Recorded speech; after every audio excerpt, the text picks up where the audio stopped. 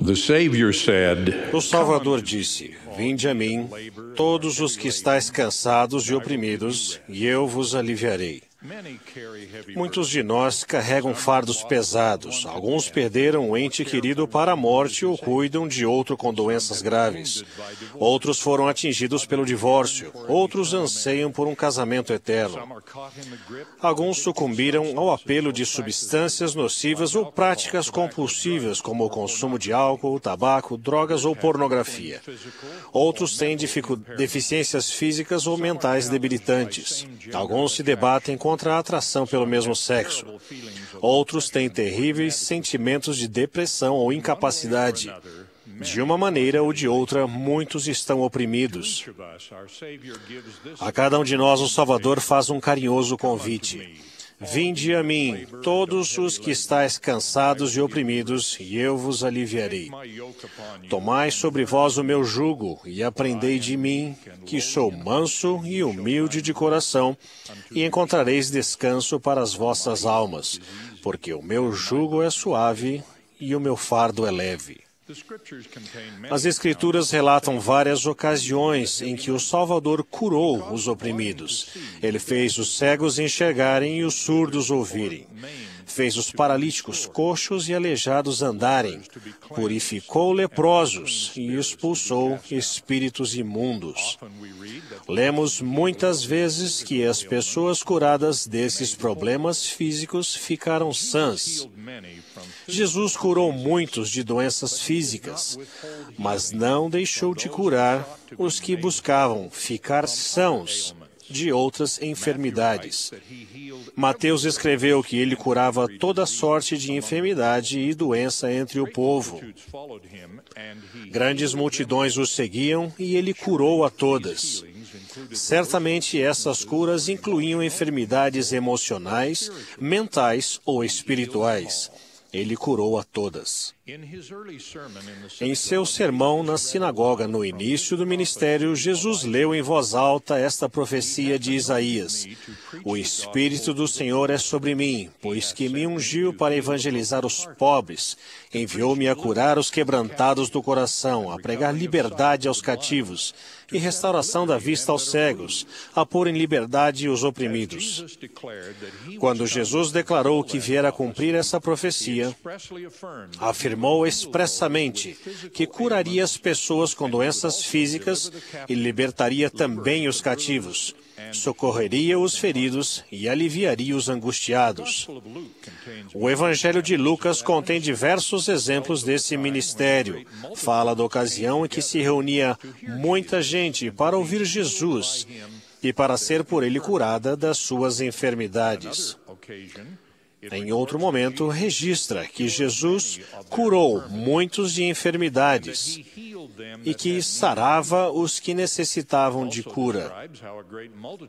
Também descreve como grandes multidões vinham da Judeia, de Jerusalém e da costa de Sidom até as planícies para ouvir e serem curados das suas enfermidades. Quando o Salvador apareceu aos justos no Novo Mundo, pediu aos coxos, cegos e outros enfermos que se aproximassem. Fez o mesmo convite às pessoas que estavam aflitas de algum modo. Trazei-os aqui, disse ele, e eu os curarei. O livro de Mórmon conta que a multidão trouxe todos aqueles que estavam aflitos de qualquer forma. Isso deve ter incluído pessoas com toda espécie de aflições físicas, emocionais e mentais. E as Escrituras testificam que Jesus curou a todos.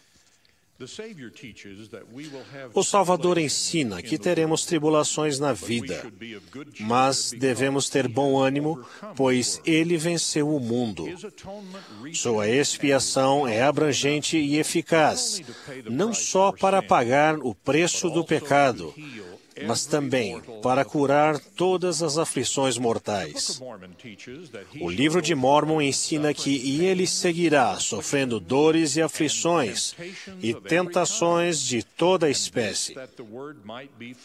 Isto para que se cumpra a palavra que diz que ele tomará sobre si as dores e as enfermidades de seu povo.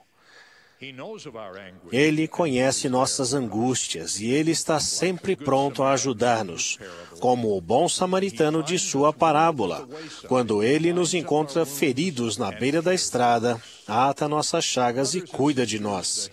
Irmãos e irmãs, o poder de cura da expiação aplica-se a vocês, a nós, a todos nós.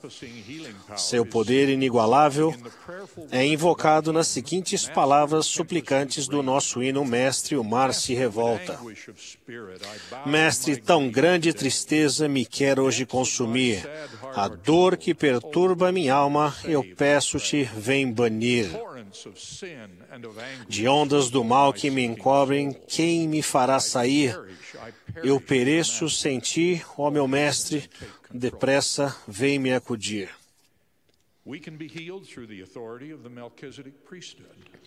Podemos ser curados pela autoridade do sacerdócio de Melquisedeque. Jesus conferiu a seus 12 apóstolos o poder de curar toda a enfermidade e todo o mal. Assim, eles saíram anunciando o Evangelho e fazendo curas por toda a parte.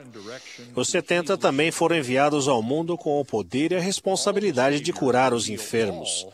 Embora o Salvador pudesse curar a todos que desejasse, o mesmo não ocorre com os portadores de sua autoridade do sacerdócio.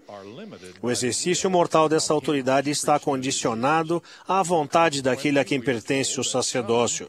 Portanto, é-nos dito que algumas das pessoas abençoadas pelos eldres não serão curadas, porque estão designadas para morrer. Da mesma forma, quando o apóstolo Paulo pediu para ser curado de um espinho na carne que o afligia, o Senhor recusou-se a atendê-lo. Paulo escreveu posteriormente que o Senhor explicou: "A minha graça te basta, porque o meu poder se aperfeiçoa na fraqueza." Paulo respondeu obediente: "De boa vontade, pois, me gloriarei nas minhas fraquezas, para que em mim habite o poder de Cristo, porque quando estou fraco, então sou forte." As bênçãos de cura vêm de várias formas, cada uma adaptada a nossas necessidades individuais que são conhecidas por aquele que mais nos ama. Às vezes, a cura elimina nossa doença ou alivia nosso fardo. Em outras ocasiões, porém, somos curados ao recebermos forças, compreensão ou paciência para suportarmos os fardos recebidos. As pessoas que seguiram Alma estavam sob o jugo de opressores iníquos. Quando oraram para ser socorridas, o Senhor disse-lhes que um dia as libertaria, mas antes disso, aliviaria suas cargas, de modo que não as podereis sentir sobre vossas costas enquanto estiveres no cativeiro. E isso eu farei para que sejais minhas testemunhas de que eu, Senhor Deus, visito meu povo em suas aflições. Neste caso, o peso não foi removido, mas o Senhor fortaleceu as pessoas para que pudessem carregar seus fardos com facilidade e submeteram-se de bom grado e com paciência a toda a vontade do Senhor. Essa mesma promessa e seus efeitos se aplicam a vocês, mães viúvas ou divorciadas, a vocês solteiros que estão solitários, a vocês que estão sobrecarregados cuidando de outras pessoas, a vocês que têm vícios e a todos nós. Qualquer que seja o nosso fardo, vinde a Cristo, conclamou o profeta, e sede aperfeiçoados nele. Às vezes nos desesperamos e consideramos nossos fardos pesados demais. Quando parece que uma tempestade se abate sobre nossa vida, podemos sentir-nos abandonados e aclamar como os discípulos na tormenta: "Mestre, não se te dá que pereçamos?" Em momentos assim devemos recordar a resposta dele: "Por que sois tão tímidos? Ainda não tendes fé?" O poder de cura do Senhor Jesus Cristo, quer Ele remova nossos fardos ou nos fortaleça, para perseverarmos e vivemos com eles, como o apóstolo Paulo, aplica-se a todas as aflições da mortalidade. Depois que discursei na Conferência Geral sobre os males da pornografia, recebi muitas cartas de pessoas oprimidas por esse vício. Algumas dessas cartas eram de homens que tinham vencido o problema com a pornografia. Um irmão escreveu: "Aprendi várias lições com a minha experiência de sair das trevas do pecado que tão profundamente dominam a vida das pessoas que nelas enveredam. Trata-se de um grande problema, algo dificílimo de vencer. 2. A fonte mais importante de auxílio e força no processo de arrependimento é o Salvador. 3. O estudo intenso e diário das Escrituras, a frequência regular ao templo e a participação séria e contemplativa da ordenança do sacramento são todas partes indispensáveis do verdadeiro processo de arrependimento. E isso, creio eu, ocorre porque todas essas atividades servem para aprofundar e fortalecer nosso relacionamento com o Salvador, nossa compreensão de seu sacrifício expiatório e nossa fé em seu poder de cura. Vinde a mim, disse o Senhor, e encontrareis descanso para as vossas almas. Foi o que esse homem oprimido fez, voltou-se para o Salvador, e é isso que todos nós podemos fazer. Uma irmã cujo casamento estava ameaçado pelo vício de pornografia do marido escreveu sobre quanto ele se empenhou para ajudá-lo durante 5 dolorosos anos, até que, como relatou ela, por meio do dom da gloriosa expiação do Salvador e do que ele ensinou sobre o perdão, meu marido finalmente está livre e eu também. Na condição de alguém que não precisa ser purificado do pecado, mas apenas busca a libertação do cativeiro, para um ente querido ela deu este conselho: entrem em comunhão com o Senhor. Ele é o seu melhor amigo. Ele conhece as suas dores porque já as sentiu por vocês. Ele está pronto para carregar esse fardo. Confiem nele a ponto de pô-lo aos pés dele e permitir que o carregue para vocês. Então sua angústia poderá ser substituída pela paz dele, no mais profundo da alma. Um homem escreveu a uma autoridade geral sobre como o poder da expiação o ajudou com seu problema de atração pelo mesmo sexo. Depois de ser excomungado por sérias transgressões aos convênios do templo e as responsabilidades para com os filhos, precisava escolher entre tentar viver o Evangelho e continuar num curso contrário aos seus ensinamentos.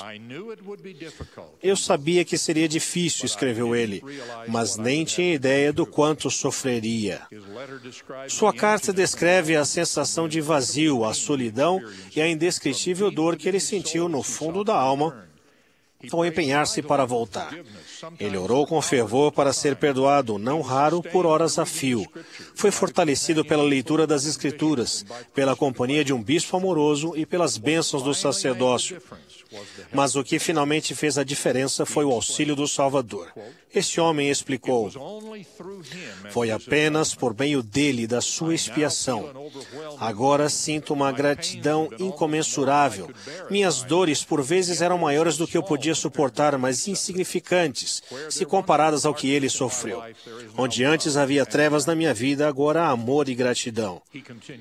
E ele concluiu: alguns afirmam que é possível mudar e que a terapia é a única solução. Eles têm profundo conhecimento do assunto e muito a oferecer aos que estão sofrendo.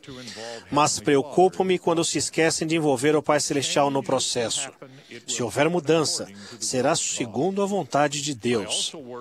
Preocupo-me também ao ver que muitas pessoas ficam obcecadas com as causas da atração pelo mesmo sexo. Não vejo necessidade de determinar por que tenho esse problema. Não sei se nasci com ele ou se houve a contribuição de fatores externos. O fato é que tenho essa dificuldade a enfrentar na minha vida, e o que importa é o que farei de agora em diante. As pessoas que escreveram essas cartas sabem que a expiação de Jesus Cristo e a cura oferecida por ela fazem muito mais do que dar a oportunidade de arrependimento dos pecados. A expiação também traz forças para suportar dores e aflições e tentações de toda espécie, pois nosso Salvador também tomou sobre si as dores e as enfermidades de seu povo. Irmãos e irmãs, se a sua fé, orações e o poder do sacerdócio não os curarem de uma aflição, o poder da expiação certamente lhes dará forças para suportar o fardo. Vinde a mim, todos os que estáis cansados e oprimidos, disse o Salvador, e encontrareis descanso para as vossas almas. Ao debatermos-nos com os desafios da mortalidade, oro por todos nós, conforme fez o profeta Mormon pelo seu filho Moroni. Possa Cristo animar-te, e os seus sofrimentos e a sua morte, e sua misericórdia e longanimidade e a esperança de sua glória e da vida eterna permaneçam em tua mente para sempre. Testifico de Jesus Cristo, nosso Salvador, que convida todos nós a virmos a Ele e a sermos aperfeiçoados nele. Ele atará nossas feridas e curará os oprimidos. Em nome de Jesus Cristo. Amém.